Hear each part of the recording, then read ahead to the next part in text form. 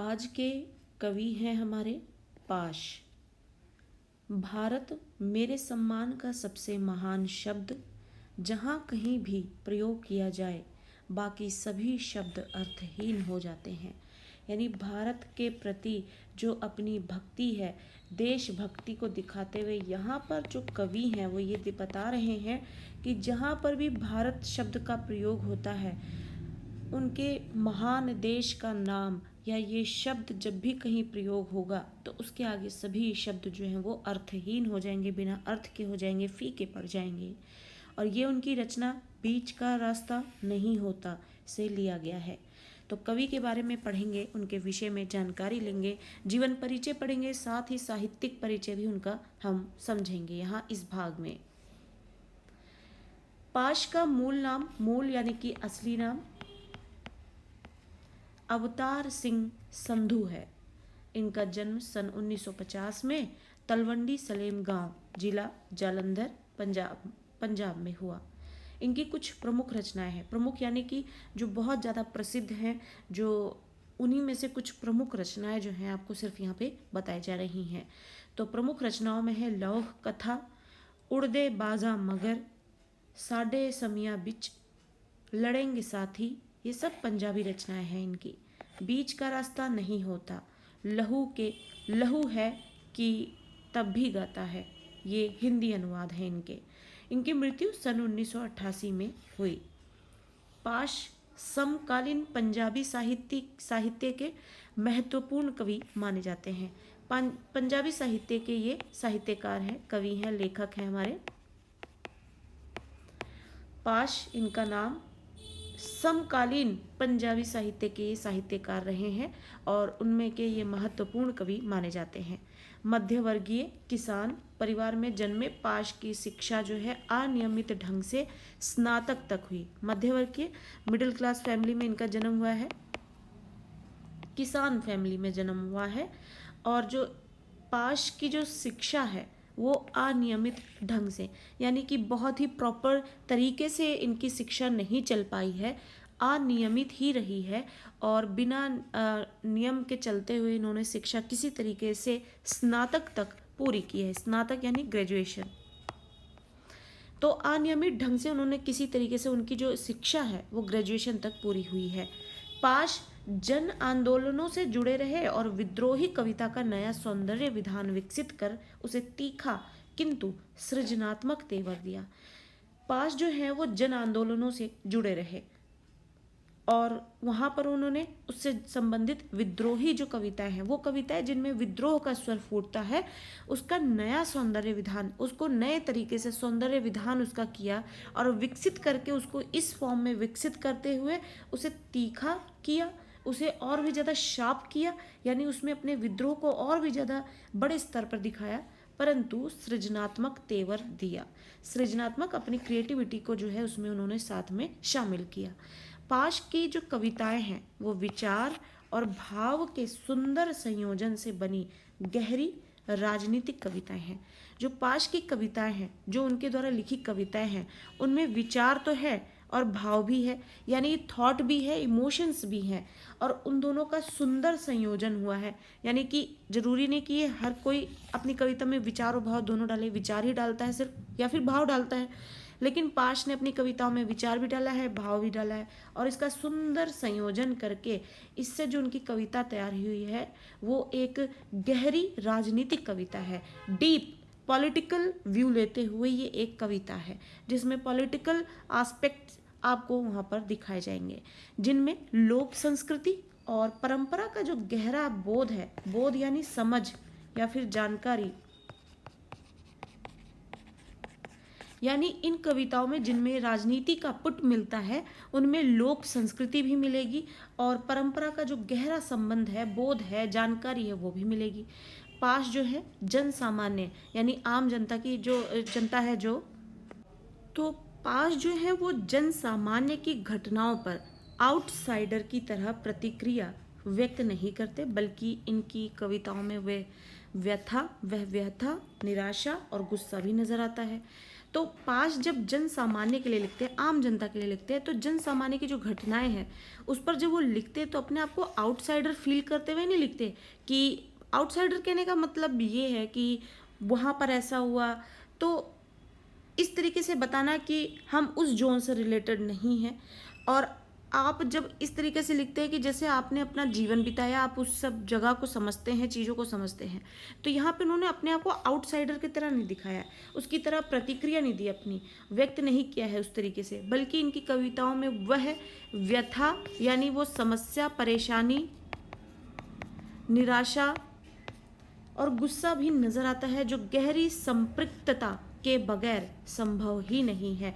यानी आप गहरा भाव जब रखते होंगे तभी आप इन चीज़ों को बता पाएंगे, उसके बगैर तो ये संभव ही नहीं है। तो ये जब आप महसूस करेंगे और गहरा सेंस रखेंगे उसमें, आप उसको गहराई से महसूस करेंगे, तभी आप किसी चीज़ को उतनी अच्छी तरीके से बयां कर पाएंगे जैसा कि वहाँ का व्यक्ति उसको फेस कर रहा है। पाश ने जन चेतना फैलाने के लिए, लोगों को जागरूक करने के लिए, जन लोगों को चेतना, उनकी चेतना को जागरूक करने के लिए, उन्हें समझाने के लिए कि चीज़ें क्या हो रही हैं, कैसे हो रही हैं, तो पाश ने जन चेतना फैलाने के लिए अनेक साहित्यिक सांस्कृतिक कार्यक्रमों का आयोजन भी किया और सियाड़, हेमज्योति, हॉक, NT47 आदि पत्रिकाओं का संपादन भी किया। कुछ समय तक अमेरिका में भी वो रहे हैं। तो जन चेतना, लोगों को जागरूक करने के लिए या उन्हें समझाने के लिए चीज़ें, उन्होंने अनेक साहित्यिक और सांस्कृतिक कार्यक्रमों का आयोजन करते रहे और साथ ही उन्होंने सियाड़, हेमज्योति, हॉक, NT47 जैसी पत्रिका यानी मैगजीन्स जो हैं उनका संपादन भी किया और कुछ समय तक उसके बाद वो अमेरिका में भी रहे। ये कविता दिनों दिन अधिकाधिक नृशंस और क्रूर होती जा रही दुनिया की विद्रूपताओं के चित्रण के साथ उस खौफनाक स्थिति की ओर इशारा करती है।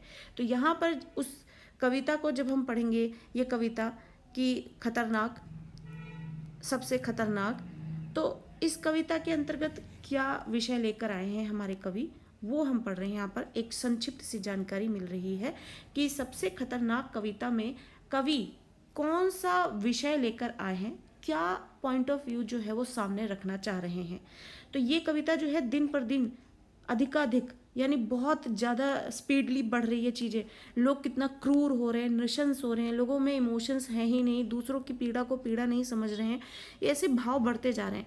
तो नृशंस और क्रूर होती जा रही जो दुनिया है उसकी विद्रूपताओं को, उसकी परेशानियों को, उसकी कमियों को और उसकी बुराइयों के चित्रण के साथ उस खौफनाक स्थिति यानी उस डरा देने वाली स्थिति को की ओर भी इशारा कर रही है जहाँ प्रतिकूल यानी जो हमारे अनुकूल ना हो, अनुकूल ना हो यानी हमारे हिसाब से ना हो, जो जैसा हम चाह रहे हो या हमारे लिए सही हो, तो प्रतिकूलताओं से जूझने के जो संकल्प हैं क्षीण पड़ते जा रहे हैं।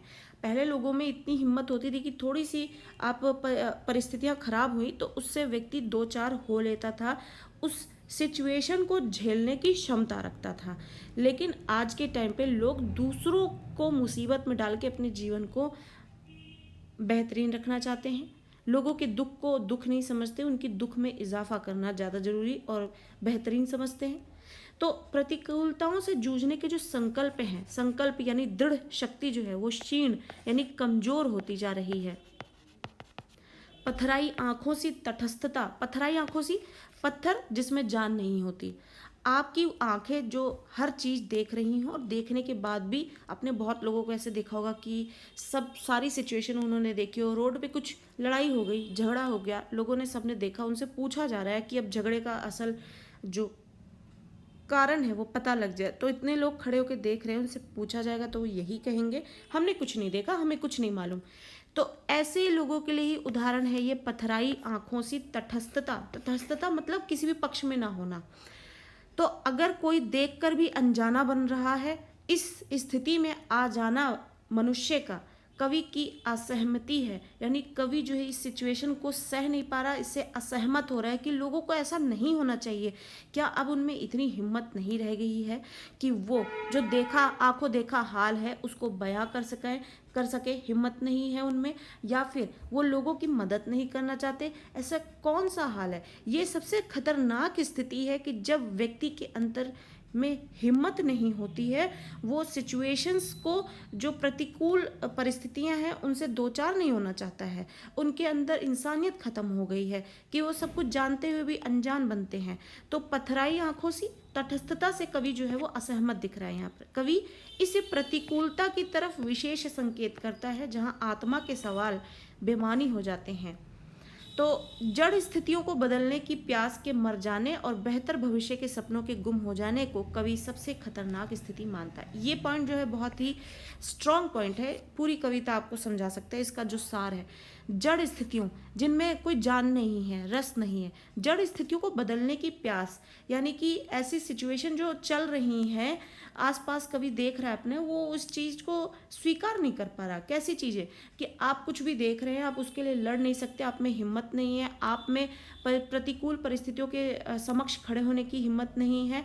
आप जो है देखिए आंखों देखिए हाल को बयां नहीं कर सकते हैं, परिस्थितियों से लड़ने की क्षमता नहीं रह गई है आप में, आप बेजान से हो गए हैं, जीने की इच्छा नहीं है आप में, आपके पास कोई मोटिव नहीं है, लक्ष्य नहीं है। तो इस तरीके का बेकार जो जीवन जो है उनको आसपास दिख रहा है, जड़ स्थितियां जो दिख रही हैं वो बदलने की जो उनमें प्यास है उसके मर जाने, यानी उसको ख़त्म हो गई, वो ऐसी इच्छाएं लोगों में ख़त्म हो गई हैं। तो और बेहतर भविष्य के सपनों के गुम हो जाने, और लोग बेहतर भविष्य के लिए तैयार खड़े रहे, उनमें वो जोश दिखे, वो युवा वर्ग में जो जोश है वो बना रहना चाहिए, वो भी नहीं दिखता है। और लोगों में भी, जरूरी नहीं कि युवा वर्ग में, बल्कि देश का हर एक वासी, उसकी आंखों में एक सपना होना चाहिए कि उसे जीवन में कुछ करना है, आगे बढ़ना है, कुछ भी करना है, उसके पास एक लक्ष्य हो। वो लक्ष्य विहीन जो ज़माना दिख रहा है उससे कवि जो है दो चार होना चाह रहा है, और कवि ये सबसे खतरनाक स्थिति यहाँ पर मानता है, क्योंकि ऐसा कुछ रह नहीं गया है। 1988 में खालिस्तानियों के हाथों मारे गए और देश की आवाम के लिए शहीद हो गए। तो 1988 की बात है, कवि पाश जिनके विषय में हम पढ़ रहे हैं, उनको खालिस्तानियों के हाथों वो मारे गए और फिर देश की जो आवाम है, आवाम यानी कि जनता, उसके लिए वो शहीद हो गए। तो अगले भाग में हम सबसे खतरनाक जो कविता है उसको पढ़ेंगे, जिसके अंतर्गत कवि ने ये विषय लिया है कि लोगों के अंदर जिजीविषा शक्ति खत्म हो गई है, सपने देखना उन्होंने बंद कर दिए हैं, वो परिस्थितियों से लड़ना नहीं, अपने आप को लड़ने के लिए अपनी हिम्मत नहीं जुटा पा रहे हैं। तो ऐसी स्थिति आ गई है जो सबसे खतरनाक स्थिति है। चोरी, डाकू और पुलिस के हाथे पड़ना, ये सारी स्थितियां जो है थोड़ी सी दुख देने वाली है, परेशान करने वाली है, पर इनको वो खतरनाक स्थिति ना मानकर सबसे खतरनाक स्थिति इन चीज़ों को मारता है जहाँ लोगों की आंखें पत्थर हो गई हैं, दिल भी पत्थर हो गए हैं, लोगों की समझने और बूझने की क्षमता खत्म हो गई, उनमें हिम्मत खत्म होगी, उनकी आंखों में सपने मर गए हैं, खत्म हो गए हैं। तो ये सबसे खतरनाक स्थिति कवि मानते हैं।